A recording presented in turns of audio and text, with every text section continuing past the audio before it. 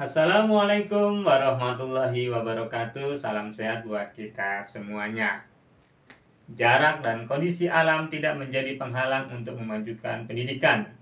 Sebaliknya, hal itu adalah tantangan yang harus dihadapi dengan tekad yang kuat untuk memberikan akses pendidikan berkualitas kepada setiap peserta didik di wilayah 3T.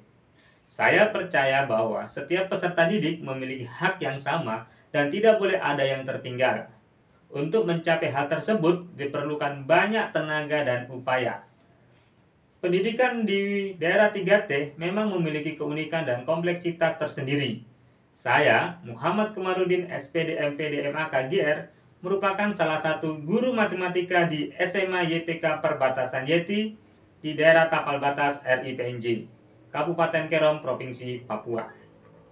Tantangan yang saya hadapi dalam penerapan inovasi pembelajaran seringkali berhubungan dengan pemikiran peserta didik bahwa sebuah pelajaran sulit atau membosankan, yang menyebabkan rasa tidak suka atau bosan terhadapnya.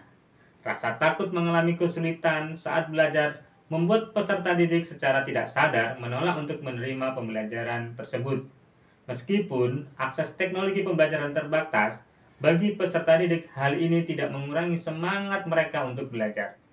Transformasi pendidikan menuntut kita untuk selalu belajar dan bergerak, serta membuat perubahan. Pembelajaran berdiferensiasi adalah kunci untuk memberikan ruang seluas-luasnya bagi pengembangan bakat dan minat, sehingga peserta didik mampu menjadi pembelajar sepanjang hayat. Dengan demikian, peserta didik belajar sesuai dengan kebutuhan mereka dan siap menjadi pemimpin peradaban di masa depan. Hari ini, izinkan kami untuk berbagi dan berinspirasi tentang Pebi si cantik Alpa yang lebih dikenal sebagai pembelajaran berdiferensiasi berbasis kecanggihan TIK dan alat peraga barisan aritmatika. Dalam proses pembelajaran ini, saya menggunakan kuisis mode kertas dan kombinasi alat peraga barisan aritmatika yang menggunakan sumber daya alam yang tersedia di sekitar sekolah, dengan tujuan untuk meningkatkan motivasi belajar dan keterampilan berpikir kritis peserta didik. Sebelum melakukan pembelajaran berdiferensiasi, saya melakukan tes diagnostik awal, berupa asesmen baik kognitif maupun non-kognitif. Asesmen ini bertujuan untuk memetakan kesiapan peserta didik dari segi bakat, minat, dan gaya belajar. Berdasarkan hasil wawancara dan pengamatan langsung, diketahui bahwa sebagian besar peserta didik kelas 11 tidak memiliki HP Android, harus menempuh jalan yang sangat jauh dari rumah ke sekolah karena tidak memiliki kendaraan dan cenderung memiliki gaya belajar visual. Dari data awal asesmen diagnostik kognitif tentang materi prasyarat, hasil asesmen ini menjadi dasar untuk merancang proses pembelajaran, membuat bahan ajar, memilih media pembelajaran, serta pembagian kelompok. Kegiatan pembelajaran diawali dengan doa, membuat kesepakatan kelas, menyampaikan tujuan pembelajaran, menyampaikan pemahaman bermakna, dan tidak lupa guru mengajak siswa untuk melakukan ice breaking agar peserta didik tetap selalu student well-being. Kegiatan peserta didik selanjutnya adalah mengumpulkan informasi dari sumber belajar berupa video pembelajaran yang ditayangkan di depan dan teks bacaan yang sudah disesuaikan dengan gaya belajar serta kemampuan peserta didik melalui materi prasyarat. Kegiatan selanjutnya berdiskusi bersama kelompoknya, mengerjakan LKPD yang telah diberikan dan memanfaatkan alat peraga baretrika untuk menyelesaikan LKPD yang sudah diberikan oleh guru, di mana alat peraga ini memudahkan peserta didik untuk mempelajari konsep dan materi suku ke N dari barisan aritmatika yang tersaji di LKPD.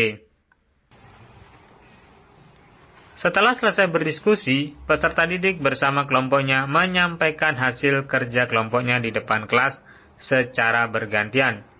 Guru memberikan apresiasi bagi peserta didik yang telah mencapai hasil diskusinya. Sementara, kelompok yang lain mendengarkan dan memberikan masukan jika ada yang belum jelas. Di akhir pembelajaran, guru memberikan kuis untuk menguji pemahaman peserta didik terhadap materi yang telah disampaikan. Menariknya, kuis kali ini menggunakan media belajar kuisis mode kertas. Hal ini dikarenakan sebagian besar peserta didik tidak memiliki smartphone Android yang mendukung aplikasi Quizzes. Terlepas dari keterbatasan tersebut, antusiasme dan semangat belajar peserta didik dalam mengerjakan kuis sangatlah tinggi. Hal ini terlihat dari keaktifan mereka dalam menjawab soal dan berdiskusi dengan teman sekelas. Semangat ini semakin tinggi karena mereka dapat mengetahui hasil kuis secara langsung setelah menyerahkan hasil kuis. Penggunaan Quizzes model kertas ini terbukti efektif dalam melatih keterampilan siswa untuk berpikir kritis. Peserta didik harus menganalisis soal dengan cermat dan memilih jawaban yang tepat. Selanjutnya, peserta didik bersama-sama menyimpulkan materi yang sudah diberikan. Peserta didik secara bergantian menyampaikan pendapatnya dan mendapatkan apresiasi dari teman-teman dalam kelas. Kemudian, kegiatan selanjutnya refleksi pembelajaran. Peserta didik mengisi lembar refleksi yang telah dibagikan Bapak Guru. Kemudian, diberi kebebasan untuk mengekspresikan perasaan mereka selama pembelajaran dalam bentuk emoticon di kertas sticky note. Kemudian, ditempel di papan tulis. Peserta didik sangat antusias dalam kegiatan refleksi ini. Saya memotivasi peserta didik untuk tetap semangat belajar, walaupun sangat terbatasnya sarana dan prasarana pendidikan di sekolah. Sebelum kegiatan belajar berakhir, saya mengajak peserta didik untuk bersama-sama melakukan ice breaking agar peserta didik tetap selalu bahagia. Kemudian selanjutnya adalah ditutup dengan doa.